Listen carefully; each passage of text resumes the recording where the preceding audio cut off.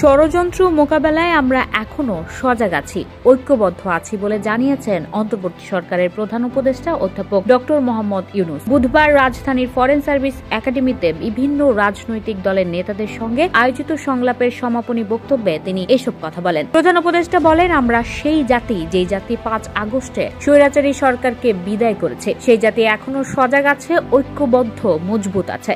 তিনি বলেন, ৫ আগস্টের আগ পর্যন্ত যে উত্তেজনা এবং শক্তি নিয়ে ঐক্যবদ্ধভাবে আমরা শত্রুর মোকাবেলা করেছি, আমাদের ছাত্র জনতা বুক পেতে দিয়েছে, জীবন দিয়েছে। তিনি আরো যোগ করেন, কেউ যেন মনে না করে আমরা ঠান্ডা হয়ে গেছি। ঠান্ডা আমরা হইনি, আমরা আগের সেই পথে আছি যে মজবুত ঐক্যের মাধ্যমে জাতিকে স্বৈরাচার মুক্ত করেছি। সে ঐক্য এখনো আমাদের মধ্যে রয়ে গেছে।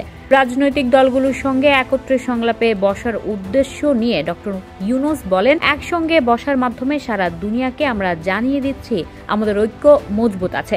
গণ অভ্যুত্থানের মাধ্যমে বাংলাদেশ যে স্বাধীনতা ফিরে পেয়েছে তা কেউ ছিনিয়ে নিতে পারবে না উল্লেখ করে তিনি বলেন, এই স্বাধীনতা আমাদের কাছ থেকে ছিনিয়ে নেয়ার শক্তি কারও নেই। যে যত ষড়যন্ত্র করুক, যত অপপ্রচার করুক, যত কিছু করুক, আমাদের কাছ থেকে এটা ছিনিয়ে নিতে পারবে না। আমাদের দেয়ালে দেয়ালে যে লেখাগুলো আছে সেগুলো পড়েন, সেগুলো এখনো মুছে যায়নি। রাজনৈতিক নেতাদের উদ্দেশ্যে প্রধান উপদেষ্টা বলেন, যে কোনো দেশ নানান মত, নানান পথ থাকে, কিন্তু দেশের স্বার্থের বিষয়ে কোনো ধরনের মতভেদ আমাদের মধ্যে নেই। ৫ আগস্টের পর থেকে একত্র হয়ে চলছেন, সেই একতা, মজবুত ঐক্য এখনো রয়ে গেছে এবং থাকবে।